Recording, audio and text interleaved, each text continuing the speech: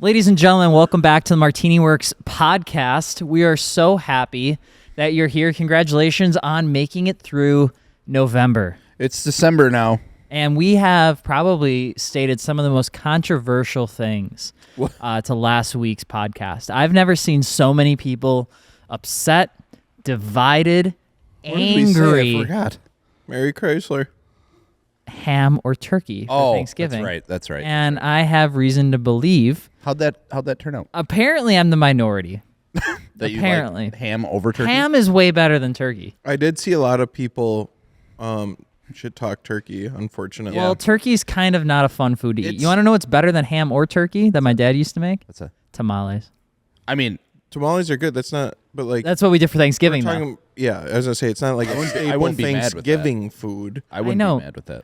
It was always a weird time in our household because my dad never really quite knew how to make American birds. I mean, like turkey. A lot of people don't. I mean, like turkey is such a weird one, and it was like we were trying to figure out, what we were doing for our Thanksgiving, and we had our parents coming down, and it was like the second time that we've ever hosted Thanksgiving. Yeah, and it was like, how the fuck are we gotta get a turkey? I guess. So it's like we've cooked it one time, and that was a debacle. Yeah, and it's like. It's just one of those things that you do like maybe once a year, so it's like you never get really proficient at it, because when the hell else you just cooking a whole bird? There's a couple things when you're doing holidays where, the old historics have to come back to life, right? Yeah. The turkey is a tradition that spawns centuries. The knife, the motorized knife that your grandpa has that's still in the box that's now like yellow that you pull out. It's like, no, I got it. Yeah. All the guys, all the men are like, no, let me cut. I got it. I got this sucker back in 72. And also, it kind of reminds me of like nostalgic vehicles. And that's the most terrible segue to talk about the first segment of this car. But what I've heard in the world of automotive news is the introduction of special trims and models coming back. Ooh. We're going to be talking a little bit about the Toyota GT-GR, essentially the... Backwards, GRGT. GRGT. They stole it from Genesis and the Magma GT because they did it first. How many car companies use the fucking term GT for literally everything? We were talking about this the other day. There's so many letter combinations that just get reused for whatever reason. I would love to be a fly on the wall to the 16-year-old kid that typed in GTR and not Nissan and got his first experience understanding that there are multiple vehicles that have the GTR nameplate and how cool all of them are. Yep. Like the Mercedes-Benz AMG GTR is a fantastically cool vehicle. Pretty neat one.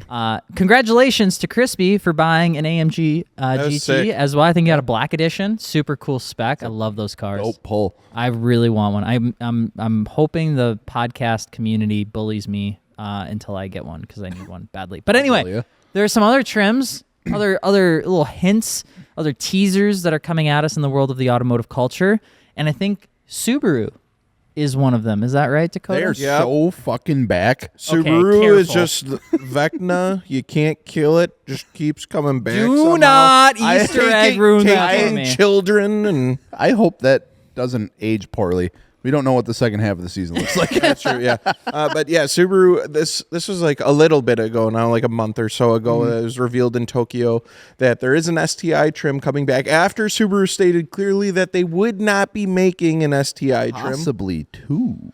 Yeah, so they revealed two, the E and the B. The E obviously is an EV. Looks really wild. That one looks just like a straight up concept car. There's no door handles. There's no reflectors. Like it's how there's like any doors. It looks cool though. I'm not downplaying. It looks cool, but like if it were to go production, it would change a lot. Yeah, but the B, that's the Boxer. It had a manual transmission, big deal. Yeah. Hatchback. Yep, actual engine, not EV, and that one looked fully flushed out, ready to go. That looks like hey, we're launching this like next week. Yeah, and both were hatchbacks, which I think I fuck with it. As you guys know, I'm not the biggest Subaru person, but those got me excited. Yeah, I'm hyped for it. I mean, I think it's dope that they're bringing that nameplate back. I think it's dope that they're bringing a hatchback back, but also it's like a tall hatchback. Like it's kind of a big car, at least from the photos that I've seen. Well, they have that giant wing on it. What you got, Alex? You're doing your finger. I need you guys to answer this question with no hesitation and no explanation. You ready? Yep. It's quick opinions and no facts. Best Subaru WRX generation, go. Blah-bye. Wrong, Hawkeye. No. I was gonna say Bug-Eye. I like the Bug-Eye so much. Not reliable, but the Blah-bye is just nostalgic for me. Okay, so what's the worst one? Bug-Eye. Like the narrow body, like 2008. What's the newest one with the fucking diaper booty and little tiny headlights? I hate The that. VB? Yeah, I think that looks like shit. I hate it. No, I say if we were to go down the list, number 1, Hawkeye. Number 2, Blah-Bye. Number 3,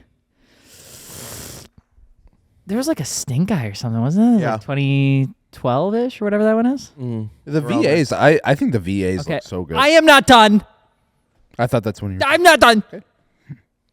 VB, Bug-Eye, VA.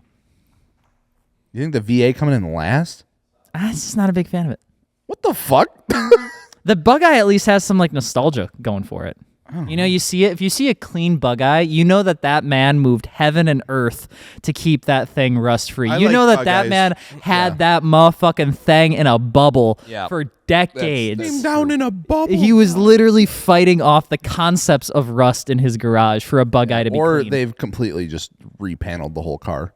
Probably more likely that one Now, than anything else. This Concept B one, it does kind of look like the VB, but it looks better. Like they flushed it out actually. Yeah. So I've seen Kind of like the Type R, like the 10th gen Type R, like how it looks really aggressive with aero and stuff. It's like they kind of went with that. Yeah, styling. it did give me a lot of like callbacks to that. It does look honestly like, and it makes sense because it's essentially what they did. But you know, they took like the newer Impreza and they just threw a big wing on it, threw Made it a some hatchback. bigger arches on it, or fender arches on it, and made it a hatchback.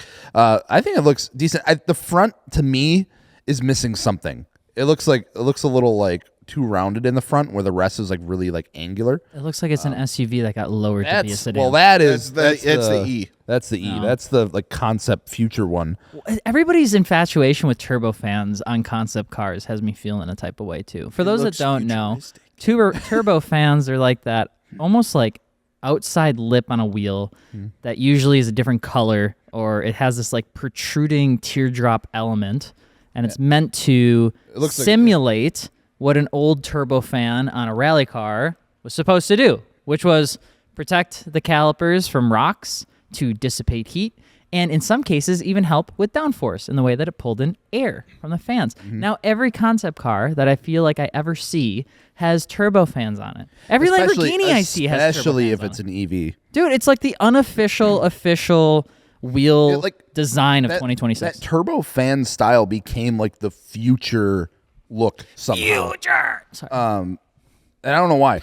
Like, I've never watched SpongeBob, by the way. I only understand it through memes. oh my god. You've never watched it?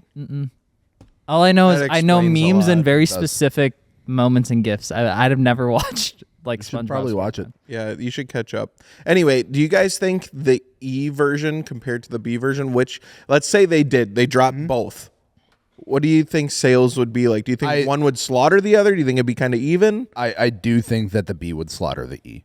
Really? I think the people that are buying, that are truly in the market to go buy a Subaru WRX STI, they ain't fucking with EVs. I don't know. I 'cause just- I think Disagree. it would sell, right? I think it would be like there would be a market for it, but like I think the actual gas engine version would like 2-to-1 at least. See, I just don't think people who buy the Ford Mustang and people who buy the Mach-E are the same demographic. right. So I think that yeah. I think the EV would do just fine, because the people that are going to buy that are people that used to be art teachers back in 2002, and they're trying to get something that's electric, and they have a little bit more money because they're old as shit and they retired, and so they're going to buy the fancy STI version. I was gonna say in the last It depends on the price too. 3 years, how many completely normal non-car enthusiast people have you seen driving WRXs? I feel like it has just skyrocketed. I mean, that's also true. the they're leasing bone programs stock. are But insane. they're not the STIs though. because there isn't one. Because there isn't one. There was, but like all the WRXs that I see though, at least around here, and when we always talk about that, like they are like the VA WRXs, which there I was see an STI VBs, version. tons of VBs. Yeah, I do. Bone Yeah. stock.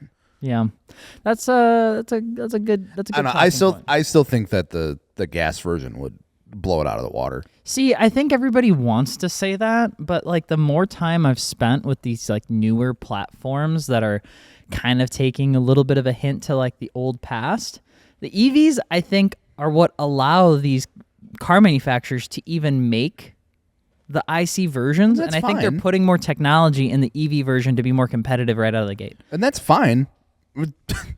The fucking gas version's going to sell more. I hate to tell you. I don't know. I don't know if it would, honestly. I think people are coming around, and there'd be a lot more interest in the EV one versus a few. I don't disagree that EVs are coming around. Even when we had we were on here talking about like the Mach-E and stuff with like the that, and monoxide, how with monoxide they were talking like they had Mach-E and they love it. It's like like I'm not saying there's not a market out there and that market isn't growing. But I'm saying you put two STIs on here's an electric version and here's a gas version that you've been waiting how many years for. But let me just add this, right? Let's say they drop both. Yeah. And one comes with a 2.5 liter turbo with 300 horsepower like it has since Jesus crossed the rivers. And the second option is a EV version, and it comes with a dual motor setup that has 680 horsepower and 750 foot-pounds of torque. Yeah.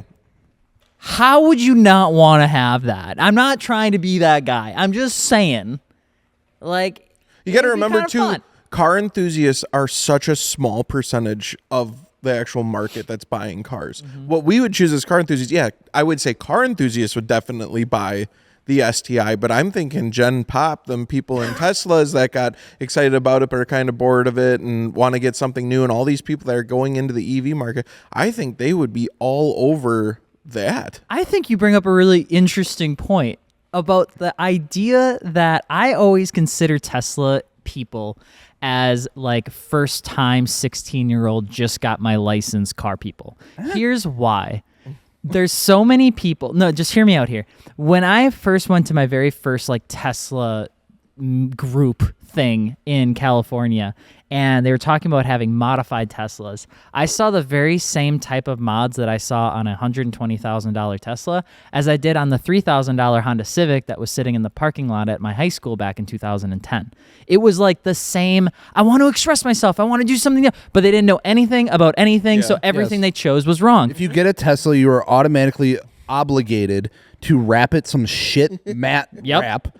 Custom license plate. Custom license plate that plays off of a spin-off of some fucking nerd thing, most likely electric of some sort, and throw it on some horrible fitting wheels because you don't know what wheel offset is. So what do? They get smarter, they get wiser, but they still want to have a little bit of fun. So then they go out and they look for other cars that are fun. You know how many people that I've met that had a Tesla Model 3 and then got an Ioniq 5N and talked about how much they love the 5N because it's like a fun performance EV and how much more they enjoy it compared to the Model 3. I'm convinced that EV audience is going to start going through the world of like, hey, Tesla's not the only option. I want to try this. I want to do this. I want to do this. I wouldn't be surprised to see people jumping into one. I could see that. Again, you're talking about an already niche audience becoming a more niche audience to buy this car. I do not see that in any fucking world. And I could be wrong. I could be totally wrong. I don't see it in any fucking world that outselling the petrol version. You know, why though? I don't get that. I don't understand. It's going to be crazy more expensive because it's an EV. And it just doesn't make sense. Gels, that's an old take. They're not that expensive. They're not that much more expensive. I mean, we don't know anymore. It'll be interesting to see where the price comes out. If it's like that much of a difference where it's like 300 horsepower and 600, I could see them jacking up the price for the EV one. Again, that conversion is so weird, though, when it comes to electric. You know what I thought was fast. You know what I thought was really weird? But to a certain point. The thing that I found really fun was when we were doing the GV60 reveal, we were talking to all the guys about how they made this thing better. And so they had to explain it, and there was like a little fancy symbol on it. I can't remember what it was. But the dual electric motors have a maximum rev range, what they call it, of 20,920 revs. Okay? So like rotations. But that translates to a internal driver RPM rev range of 9,000 RPM. Make that make sense. Well, Make that make sense. That's a lot of math. I can't figure it out, to be honest. So with that being said, Gels hates electric vehicles. I don't hate electric vehicles. He literally just said it. I literally said For 10 multiple minutes. times that I don't hate it. And that I see that there's an audience, that it's a growing demographic and a growing audience. I'm just saying, again, to reiterate, there's not a fucking snowball chance in hell that car is selling more than the gas version. I think Gels is a sleeper Subaru enthusiast. I think from a car enthusiast perspective, yes, 100%. But from a general pop, I don't.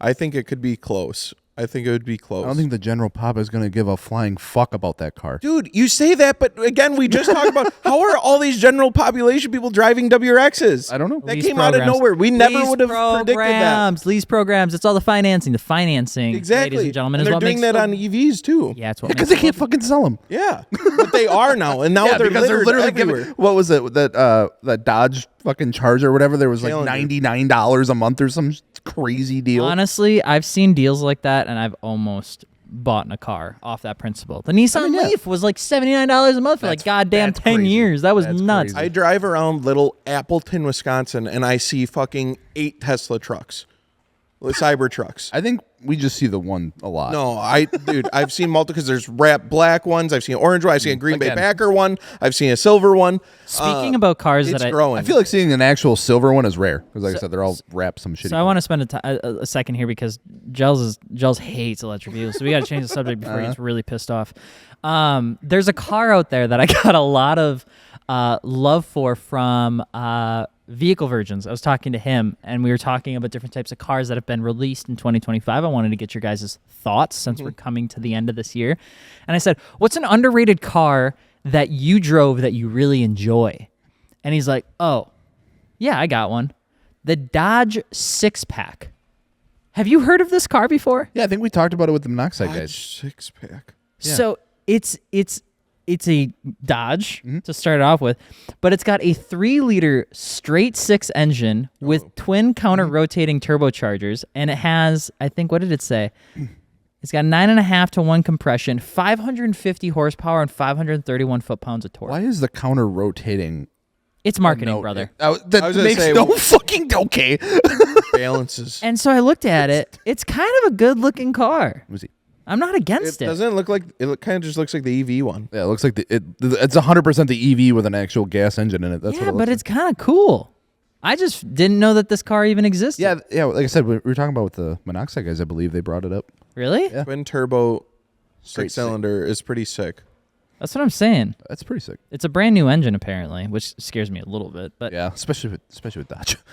but yeah, I mean, I mean, honestly, guys, lower it, aero, wing. It could look pretty good. I feel like it needs some aero. Bad. It does. it Yeah, needs it's aero. Like, it's very sloped and like It's like a USDM Nissan Z.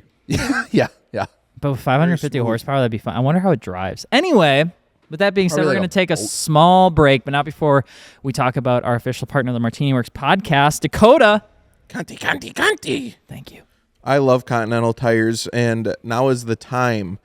We got a Viking Contact 8 in, and we've been checking out. They're gnarly as hell, which we expected because to pass up the Viking Contact 7, you got to bring out some heat, and they did that with the Viking Contact 8. So if you haven't got winter tires, you're already too late. They're probably out of stock, but we might have them, so go on over to MartiniWorks, check it out. If not, if you're gearing up for spring, summer, maybe you live where there's no snow, screw you. You can get some DWS06 Pluses for some all-weather or all-season, or the Extreme Contact Sport 02 for some fun, spirited driving, maybe some occasional track days on the weekend. Otherwise, they're going to hold up good on your like performance-oriented fun cars. Head on over to MartiniWorks. Check out all the sizes available. Continental does a great job of offering just an absolute plethora of sizes, and we've really enjoyed driving on them. So thank you to Continental for being a sponsor of MartiniWorks Podcast. You're big.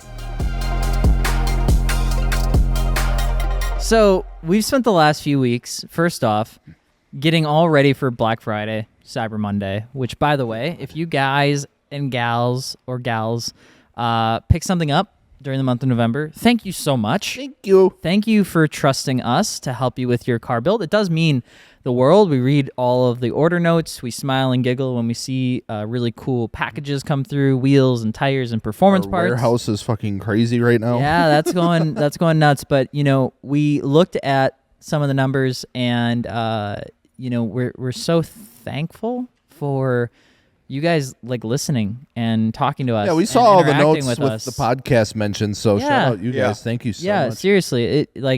We get to chase this dream because we're with you, and we hope that if you ever need any help with your car, modifying it, and you want somebody to help you out, maybe give you some opinion or help you find the part that you didn't know you could get, shoot us a message over at MartiniWorks.com. It does mean the world. We're so freaking thankful to be able to be here, less than 3 years pretty much, and being able to do this for as a full-time job is awesome. And I just was thinking about that this morning. I was like, gosh darn, we did some pretty cool stuff this month with some really cool people. So I wanted to say thank you. Now, with that being said, we've also talked about new cars getting released pretty much every single week for the last month, it's felt like. And which is cool. I like when that happens. We always love when that happens. Obviously, Tokyo Auto Salon's coming up, so there's going to be some stuff dropped there probably. We've got the New York Auto Show that will come up in February, so I'm sure more stuff will show up for that as well. The Subaru prototype was showed at the Tokyo Mobility Show, which is just happened about 3-4 weeks ago. And so Genesis has the production GV60. They announced the Magma GT. They announced the GV90 wingback concept. I want that one. And everybody on the internet was like, give me a Jenny. I need a Jenny. Give me a Jenny right now. And then Toyota had to come back out and be like, settle down, kids. Settle down. Simmer. Allow me to remind you. that we've been working on this car for 20 years. literally our son's son is working on this car right now. What's it called? The GRGT? GRGT officially got a teased nameplate. Whether that's going to stick, I don't know. But the teaser video that they dropped for it was super fucking sick. So this is a car that we've been seeing in the digital camouflage for the last literal decade, it seems like. Speculated to have V8 engine in it. Should be pretty sick. Speculated to have a Toyota version as well as a higher-end Lexus trim option as well. Supposedly, from what everyone's understanding, meant to be the successor to the LFA. So the teaser commercial was freaking dope. Had the 2000 GT rolling up, and then the LFA come flying up the Nürburgring edition one too. So a really cool version of it. And then this new GRGT, as it was plated, comes flying up as well. So what I saw was photos at the Nürburgring, the Nordschleife, with a little yellow sticker on the back. And that's important. That is important. Because that signifies that there is some version of an electric motor on board the vehicle. No, I'm just kidding. Which is required to be shown on the Nordschleife, which tells me that the GRGT will likely feature a hybrid powertrain system. I wouldn't be surprised. Which is the NSX. Yeah. Yes, but what I think is really cool is that if they manage to keep the Toyota V8 in there, which is what everybody is saying will be in there, that means that you will get a V8 hybrid powertrain, probably naturally aspirated, which has to give you an absolute boat fuck load of torque. That car's if right? V8 low end. A boat fuckload. That was a crazy. Oh, is that what you're? Yeah, that term threw me off. I was just so excited I couldn't put the words in the right order. But a part of me worries. I don't know if they say that you can hear the faint sound of a turbocharger too. Oh, that'd be kind of. So turbocharged V8 with a hybrid system in it. It's literally every car guy's wet dream in a car. I don't know. That might be too much. I don't think people can handle that. So obviously the speculation, if you guys are listening in, you can drop your thoughts on what it's going to be. Now, I have a reason to have faith that there's going to be a V8. I think more realistically, V6 twin turbo in the road production versions, and the GT3 variant for racing will probably see a V8. I don't know. I feel like the V8's been teased for so long, and I feel like it has to. I feel like it has to have it. Yeah, because what's the V8 in right now? The LC500? Or is that a 3.5? No, that's a V6. Their V8 stuff is pretty much exclusive to truck. Brent, you got a second? Can you look that up for us? What engine's in the LC500? Because I can't. 5-liter V8. Oh, is it? Oh, thank God. I thought it was a V6. Why did I think that? Am I really having a stroke? It's because you never hear about Toyota talking about the V8 unless it's rumored stuff that's going to be coming out. It's like, I don't know, they're not too earth-shattering. Pretty just standard. Yeah, well, that's exciting stuff though, because like I said, this car has been in the works for a long time. We've been getting teasers of it at the Nürburgring and camo and stuff like that. So it's the first time that we've got a sneak peek at what the actual nameplate's going to be. The first time really seeing it without any sort of like camo on it. 4-liter twin turbo V8, because it's coming into the Land Cruiser. They're going to put that fucker in a Land Cruiser? Or are you talking about something else? No, I'm talking about the new Toyota Land Cruiser V8. The company is actively working on a brand new 4-liter twin turbo V8, which will replace the naturally aspirated 5.7-liter V8. That would be gnarly. The problem is, I have never seen Toyota go this wild before. It seems a little. LFA was pretty crazy. That was a long time ago. Listen. I love Toyota You said never. I love Toyota as much as the next guy. The LFA was a long time ago. It was a very limited car, very limited option, hella expensive. We got to stop using that car as the benchmark for Toyota. Why? Because it was way too rare of a car to use as a benchmark for a Toyota. But it did what it's supposed to do, though. It got us to talk about it for 20 fucking years. That's what it got us to talk about. Absolutely. The Audi R8 wishes it had the amount of legacy this fucking LFA car has had. It is the car. Maybe they got to make it sound better. The craziest thing about it is the amount of people that love the LFA but have never actually seen an LFA is astronomical. There was one at how's the place over in Elkhart? Like can't think of it. Road America. Throttle Stop. Throttle Stop. Yeah, they had one, didn't they? They had like a red one over there when we visited. I can't remember. So I think that was my first time ever seeing one. That's what I'm saying. Yeah. Everybody loves an LFA. It is more elusive than any other car I've ever seen before. I think the most recent time I've ever seen an LFA was during Monterey Car Week. I seen one at Chicago Auto Show. I think that's the only one. Did Lexus bring it? Yeah. Yeah. It's like one of those cars where like it's so rare to see privately owned, let alone driven. That's what I'm saying is like it is this car that I don't even know how to explain it clearly. It has this like aura. It has this mysticalness to it where it's like when people start talking about Toyota ever doing something above their standard practice, it's like natural for almost anyone to say, well, they came out with the LFA. Yeah. I'm like, yeah, but didn't they only make 500 of them? I mean, but they actually did it, though. I feel like that's better than, I don't know, I love Mazda, but goddamn, we've seen that fucking Mazda Vision car for 20 years also, and it's never become an actual fucking thing. It's at least Toyota's like, yeah, here it is.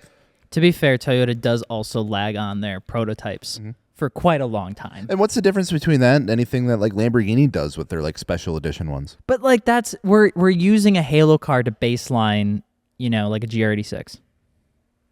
That's kind of my like comparison. You know what I mean? Like when I think of Toyota, when you think of Toyota and you're like, what should Toyota hang their hat on in the last 10 years? I say Toyota. The 4Runner. I say Toyota Supra. I mean, yeah. But like anytime I talk to somebody about that or I say that, they're like, wow, that car was partnered with BMW. Why would you ever? Exactly. The LFA was like the best car ever of all time. And it's like, no, I know that, but it's not relatable to like I get that thing. I think even the new car that the Toyota's making is more relatable to a GT3 car than an LFA. Because an LFA was never a race car. It was just a car. Yeah. So I think if they could make the LC500 fast and make it like look that gorgeous, they've got a LC500 is a gorgeous car. LC500 is a gorgeous car. The only thing I have against it is the interior. I think the interior is too dated. Yeah, it does look like they just took like the RC interior and threw it in there. Like Steven's car? Yeah, it's like the same thing. Quite literally, it's probably the most perfect car I've ever seen before modified. Steven has a gorgeous Lexus. The interior of that and the interior of the LC500 are the same. Yeah. And I can't tell if I'm in 2008 or 2025 when I get in these cars sometimes because it literally looks the same. Yeah. Some people like that. I'm not necessarily a massive fan. But that's always been a thing with Japanese cars. That's though. why I love the Supra so much, though. It kind of had these little bits and pieces that were like, here's this old Toyota kind of thing, and then here's BMW coming in. You could with see new the stuff. BMW elements. The interior is like all BMW, but that was nice. That was refreshing for Toyota. It's like, because now I have this 4Runner, and it is quite literally, if you look at, because this is a 2021, if you look at a fucking 2016, 2015, they're identical. Screen's a little bigger. Slightly. Yeah. It is exactly the same. And like, I don't mind that personally. It's rugged. It works. Yeah. It's just rudimentary. It's what you need and nothing more. And that's the point of it. But it seems like they kind of do it across the board. I remember even the first time I got to go in, and I know this is Acura, but like I feel like Japanese cars in general, for the most part, they're just behind for whatever reason. Like when we got in the NSX, it was like, this thing feels like it's way older than what it is. What the hell? It felt like I was hopping in like an SI. Like, yeah, it was so weird. I was immediately like, what the fuck? That's so strange. Yeah. But yeah, generally they kind of just stay moderate with their interiors. That's when we were when I was over in Bozeman, Montana with Toyota doing the kind of like the expedition for the weekend. We got to try out all the different versions, their Tundra, their 4Runner, the Tacoma, the Land Cruiser. And like I get in the 4Runner, Trail Hunter, which was like one of my favorites. I really liked it. It was cool. The colorway was really neat. And I'm like driving like, this is nice. Like it's got Apple CarPlay, it's got this like these nice little features. And like I get out and I'm talking to some of the people that were there that are like avid Toyota off-roaders. And I'm like, what do you think? And they're like, oh, dude, this is the biggest improvement in interior in Toyotas ever. I've owned Toyotas for 40 years. I have never seen them make a jump from here to here. And I'm like, well, what did they change? He's like, Apple CarPlay. The new buttons, the buttons are really nice. And I'm like, oh my God, I can't believe that this is a thing. But the new generation Toyotas have had they're really nice on the inside. I like to the be BMW fair, though, I interior. feel like the evolution of automotive interiors, it's kind of like capped right now. Like what else? Because besides making the entire fucking dash a touch display or something like that with a bunch of screens in it, it's like, what else can you change or do different than you could in 2014? I'm trying to think of what car has some of the best internal components. When I think old school, I still always think Audi. I always thought like the Audi R8 had one of the best interior buttons, haptic feedback. Like the buttons on it were always so good. Like you was like, it had that like engaging feel. Even like the old 6-speed Gen 1 R8s, they had as you're going through the gears, and it was like super engaging and fun. I'm trying to think, is there a car of recent that you would say it's got like a good interior experience? I don't know. I haven't really hopped in a bunch of newer cars lately. I'd say this is a bit of a hot take, and I know I talk a lot of shit about it, but the Mark 8 GTI has some right things that it did. They went kind of Audi route with it. Like I love the digital cluster, and then I can press a button and it switches to my GPS. Like it feels like I'm in like a cockpit almost, like because it changes everything, your whole vision. Like my whole experience with cars ever, I've always just had a speedometer. So then to have a digital display and I just have my whole GPS up and my map and satellite driving while I'm doing it, like it feels so futuristic, and it's really high res, cool. It's quick. Like it doesn't. I remember when the electronics started really getting big, it was like everything was like delayed when you pressed it, or it's not like that. It's quick, it's responsive, it flows nicely. Even the transitions between menus and stuff is smooth. So I like that side of things, and I think that's where you can update, is just making everything smooth and operate faster. And those operating systems that are in your displays, it makes such a huge difference. It really does, because it's anything. It's like, oh, it's a touch screen now, or it's like we've added like a full color display to navigate through. It's like, it better not fucking suck. Yeah, like, it better not. If I press it, it better not like pixelate and then 2 seconds later get to the screen. You gotta like tap it like 3 times to get it to do what you want. I think you bring up the good point, because the R8, the 2018 one that I had, was like that too, where it's like you pressed a button and the whole screen changed to just the maps, and there was something so it just feels cool. Nice. Yeah, it feels cool. You do. You feel cool. Also, Night Riders. I don't know if I think the RS3 has it too, but again, another thing that I think Audi's done really well is the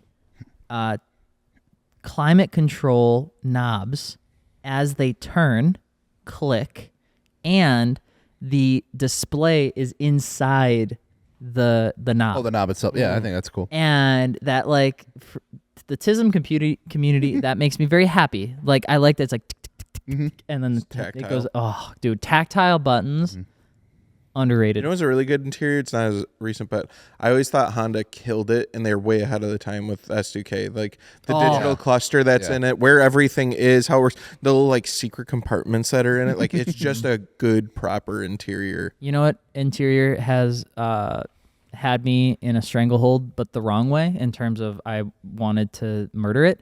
The old Cadillacs.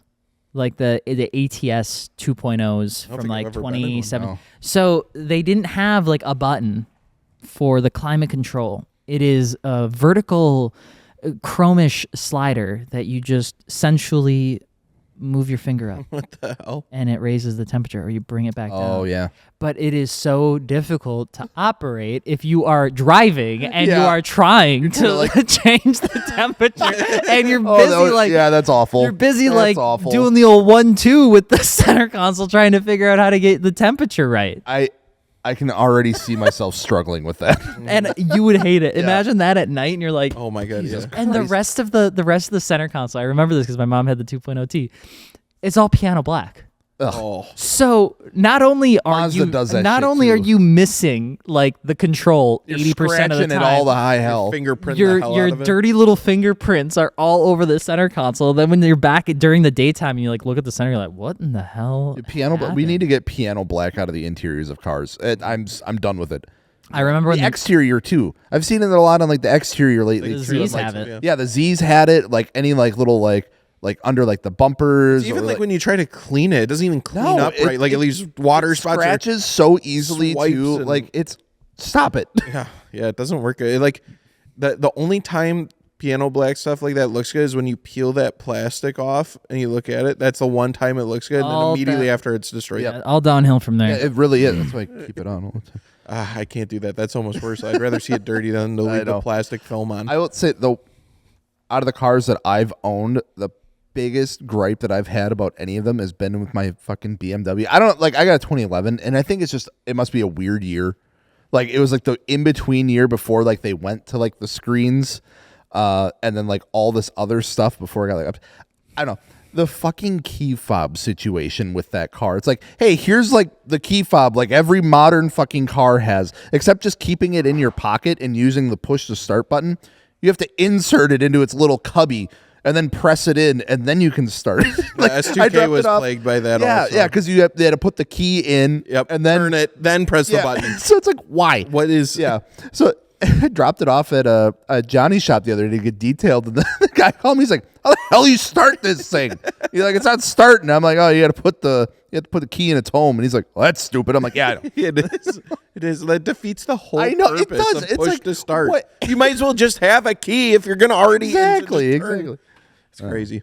It's funny to watch how auto manufacturers have gone through like this trial and error. Like the period mid like 2010s was such like a trial and error like phase. I think like because I think you we're- saw like a we're big in one. ramp up. Yeah, I think we are too. I think with because like we saw Volkswagen do, they went everything touchscreen and everything haptic, and then they're like, okay, maybe not. I'm going to dial it back a little bit. But now you're gonna have a couple years of vehicles where that is all that it is, and yeah. I think certain cars have. It needs to be less of a interaction with the driver. I think some things are okay with being very like digital and very like away from you, you know? And for me, I think a good example of that would be like a Cadillac Escalade. Like nice, elegant, fancy, futuristic. Maybe it's fancy dancy climate control is hiding somewhere in the ethos of their ECU system. I'm okay with that.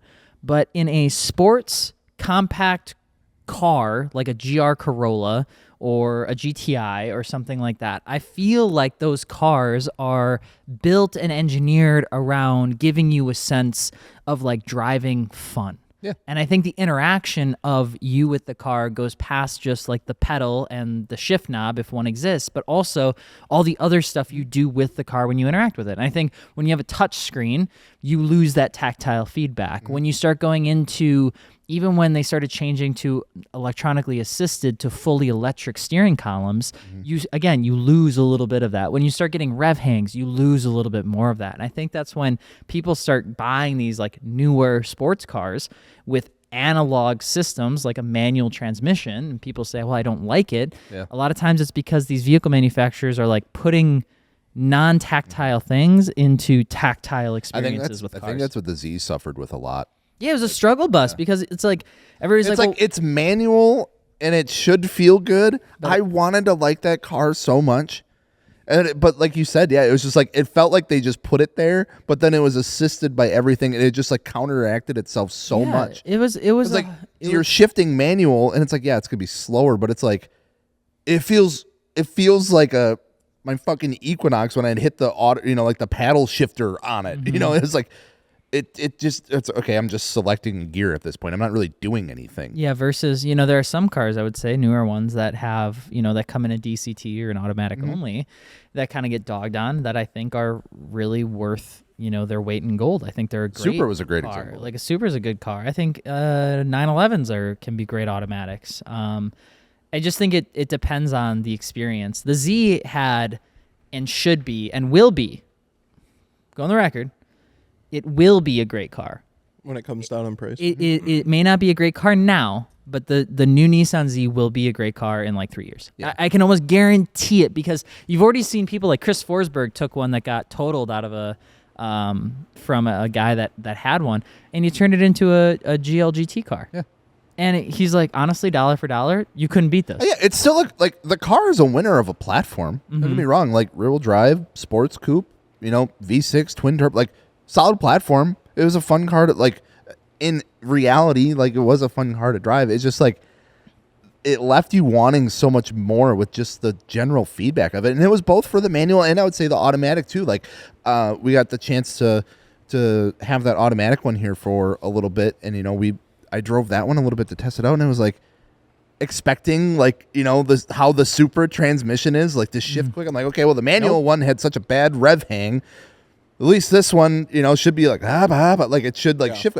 Didn't. It shifted. It's just like the fucking Q60. It shifted so it was such a slow shifting transmission. I was like, do I have this in the right mode? Like, what the hell is going on? That's why you just gotta, like, if you have a Nissan Z or you're thinking about buying a Nissan Z, the process very simple: ECU, TCU, coilovers, wheels, tires, exhaust with downpipe. Good luck.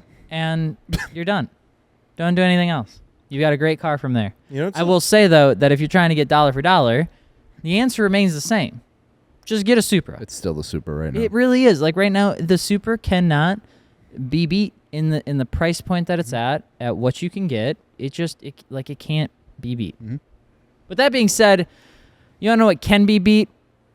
What? My bad transitions into another official partner of the MartiniWorks podcast, which is can't be beat. Fortunado coilovers. There's a lot of people that actually picked some up this Black Friday, which was pretty cool. Congratulations. Hope you enjoy your free there it is coilover covers that are $130 value that are going to save your life when you drive them in the wintertime, and then in the springtime you go to actually change your ride height and you realize that those coilover covers are the difference between you having 5 freshly manicured knuckles or making it look like you just got out of an episode of Fight Club, because it's going to be really hard to I'm sorry. Fortunado Coilovers has really great coilovers, custom built for you, modular, and the team is absolutely fantastic. They have different models and series that we've talked about in the past, but one of my favorite things is that they grow up with you, right? As you learn to do your taxes, your Fortunado 500 coilovers can learn how to be a little bit stiffer and go up into the 510 series. If you decide that you want to become a CPA, it learns that it can go into a 2-way or 3-way setup if you so prefer that. They've got new series like the Dreadnought, and they also have a bunch of really killer data that they use to dial in their coilover options for you. So if you're looking to get something that's great for the street or even better for the track, you can check out Fortunado over at MartiniWorks.com. All right, we got a few more cars that are rolling out or are being talked about. I'm just going to start going through some of them. The new 2026 BMW 3 Series and M3. It's kind of doing the BMW polarizing. Is it already time for a facelift? No. It looks like it. Let me see. I kind of like it. No. No, it looks like if Okay, Hawkeye so had to have product hear me placement in out. season 3. It's Hear me gross. out. Maybe you guys are onto something, but I like it already, and that's a bad sign because normally I hate it, and I'm like, Let what me the see it again. hell? And then I like it, but right? So is that the M3 or the 3 Series? It's a concept. Okay. It's the It point. looks like it has an 2 M series. badge on it from Okay, this so it would be this the- concept. No, I can't believe it's already time for no, another stop. refresh. But it's saying that the sports sedan is expected to include both internal combustion and battery electric. Of course it variants. is. It's just the future because people are realizing that once, not trying to get political here, not trying to get political, all right? All I'm saying is terms are only 4 years. And eventually somebody else is going to be sitting in that big old house, all right?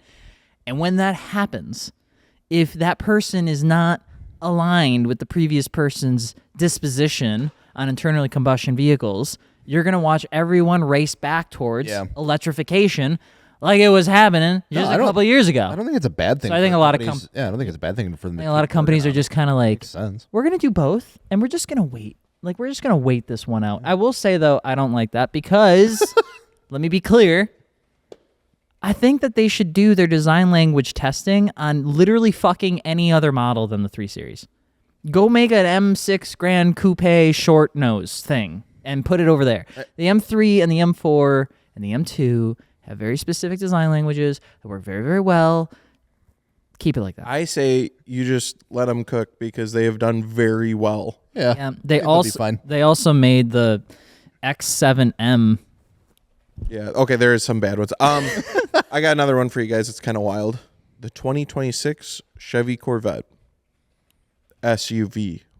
God damn. They're going the Mach-E route. Yep. Yep. I kind of fuck with that. It literally is just a husky Corvette. Oh my god. It's a fucking a- little it's a- chubby vet. Yeah, it's a whole milk vet. Yeah, if it just wasn't Chevy. Let me see what's That's the car that the 70-year-old buys because they can't get down in the Corvette anymore. 6.2 liter V8. Honestly, that my- kind Okay, so it's still going to be internal combustion. Yep. Interesting. Wait a minute. Hold on. Interesting Let choice. me take interesting choice. Let me go back. Okay. All right. If they made a four-door Oh, supercharged. a four-door supercharged V8 Chevy, Yeah. kind of sick. Yeah. Yeah. I've Kind of sick. I think I we get kinda- rowdy. yeah. It's It's kind just of so in weird. line up with the Chevy SS and the Jeep Cherokee SRT8. yeah, it's just like I think why those are cool. Why keep the nameplate of Corvette though when it's so clearly so that not? way the Corvette guys can have their wives buy a Corvette. Corvette. And they can keep Corvette. kind of like the Mustang, right? It's just Dan so- with the Mustang, yeah, and then he yeah. got his wife buy the Mustang. Yeah, the it's Mach-E. just so weird. I know. Maybe I'll come around to it. I think it's just Well, weird. remember what he was saying though too, like how maybe these auto manufacturers, there's like certain laws that are made about what vehicles they produce, and maybe by making like a hybrid variant or SUV, it kind of It gives keeps more it in, leeway yeah, to I don't know all Yeah, the inner I'm sure workings. there's some like loophole stuff around it that there's got to be reason, but It's probably on mostly the, a marketing on the gimmick. surface level, it just seems like a fucking marketing gimmick that we cannot release a new name or a new vehicle anymore without making the same fucking thing. That's where you're wrong, Bucko. The Dodge Sixpack. That's cool. It's a Challenger. Yeah.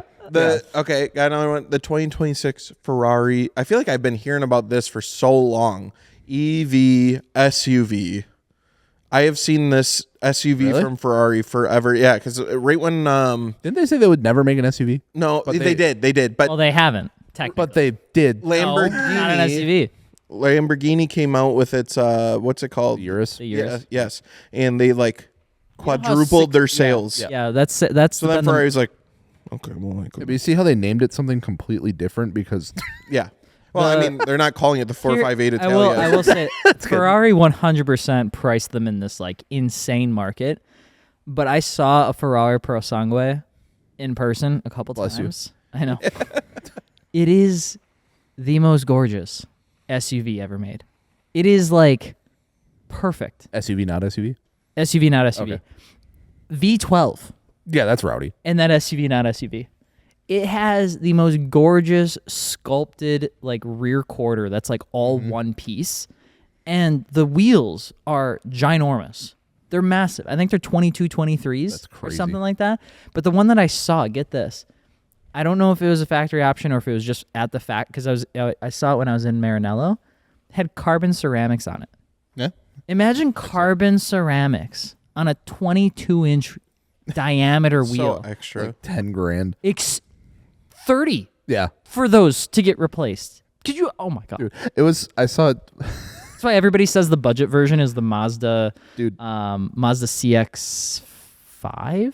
It's so funny, like watching, because like you see BMW doing it, Audi doing, you got like the X3M, X5M, you got the RSQ, whatever's now, and these are like serious performance SUVs essentially, right? Like they're making 500 horsepower. They're coming with fucking 23-inch wheels with Brembos and carbon ceramic brakes and all that kind of stuff. The kind of stuff that comes with a high-performance vehicle like that, the big brakes that tend to make a little bit of noise.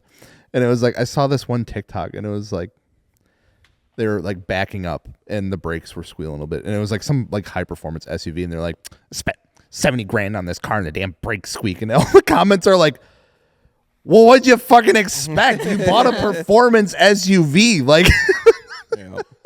like the price doesn't matter at that point. The brakes are doing what the brakes are supposed to do. Like, if you wanted something nice, comfortable, and quiet, you didn't need to buy that car. Now, this is a crazy one that I feel like this is a bunch of hoopla, but we'll see what you guys think, if it's real or not.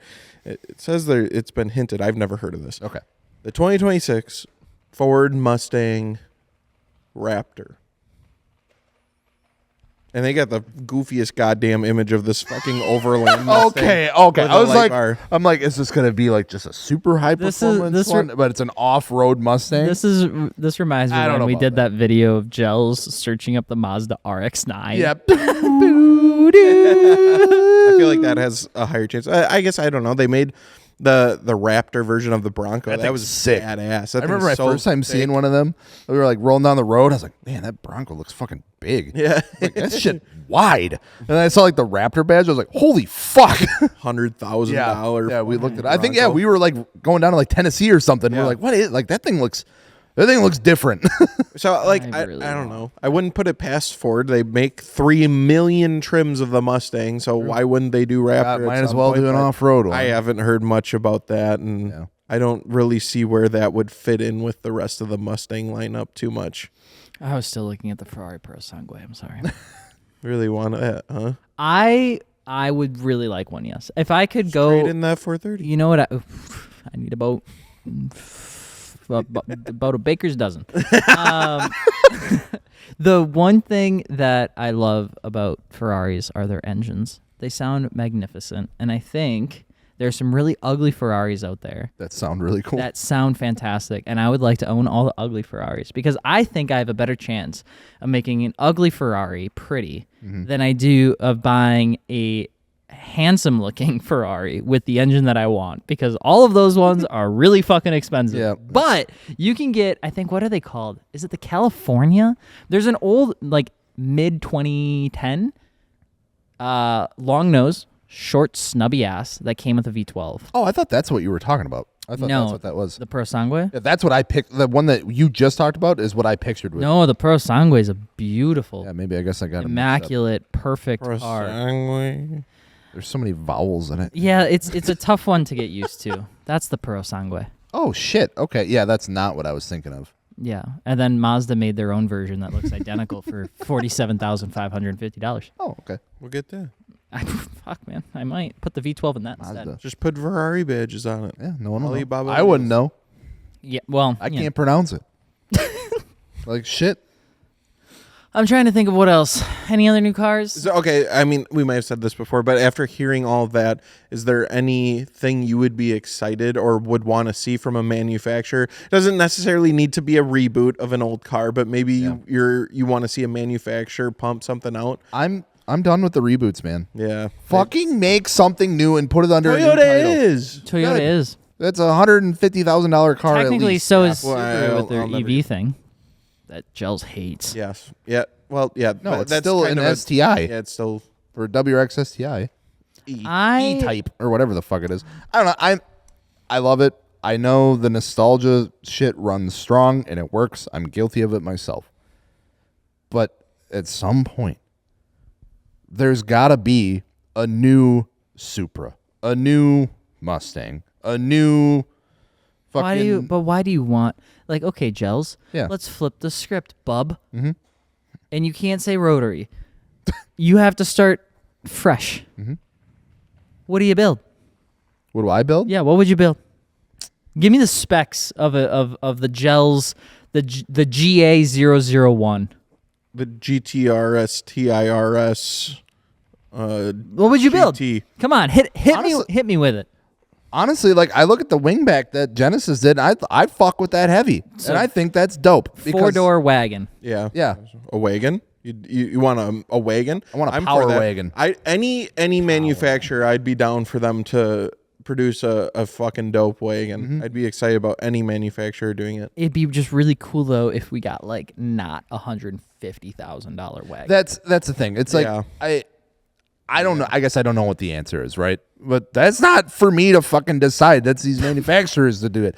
Like, make me something cool. Gel sounds so old when he talks. Like, not my problem. I just want something new, and I want you to know what I want. I get what But what I want is I don't know what I The want. Chevy thing. I'd never buy it, but I'd be more excited about it if they just called it something fucking new. Why? Because it bugs me. There's a heritage. I get it. It's all marketing. Yeah, it feels gross. I guess it don't matter what you call it, Here's- as long as here's- it's dope and it turns out. Here's what I could go for.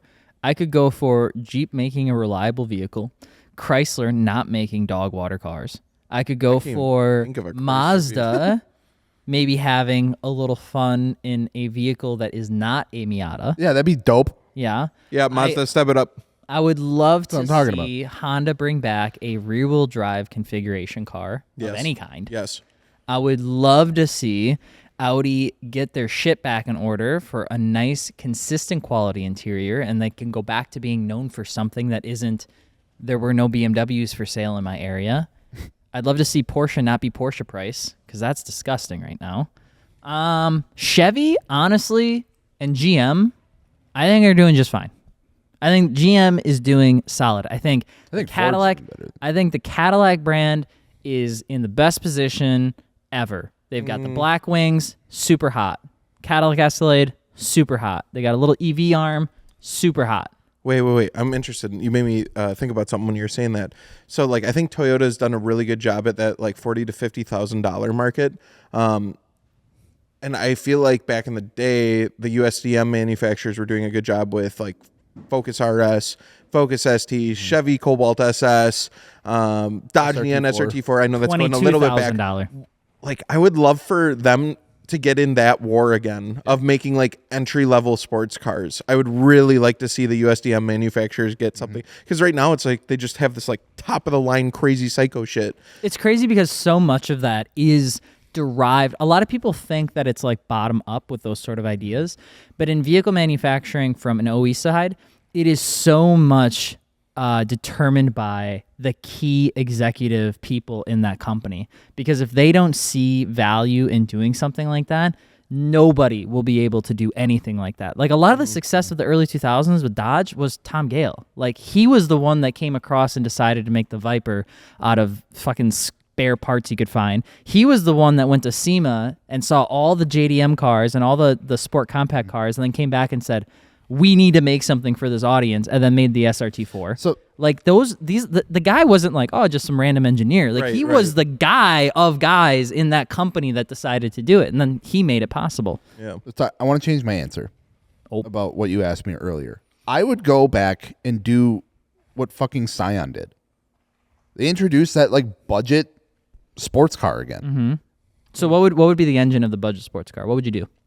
I honestly pull from anywhere. Honestly, if it were for me, I would finally make like a version of like the FRS that came in a boosted platform. Oh yeah. What people have been asking for literally like fucking 15 years now. Yep. So Gels wants like the updated SR, like a new, like a Yeah, turbo 2. honestly, though. Turbo 2. Like it doesn't need to make fucking 500 horsepower. Slap 300 horsepower in it. It's a 4-cylinder turbocharged, just like fucking Honda is. Put it in a rear-wheel drive platform. Make it a sport coupe. Make a 4-door version if you want. Have fun with it. If they keep it under fucking 40 grand. And call If it the Big Al.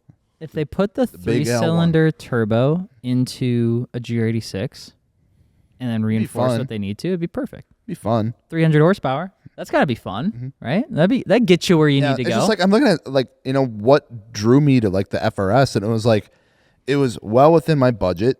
It was a new platform. It was a ton of fun, and like most importantly, it was within budget. And it was heavily modifiable, and it was like Scion introduced that again.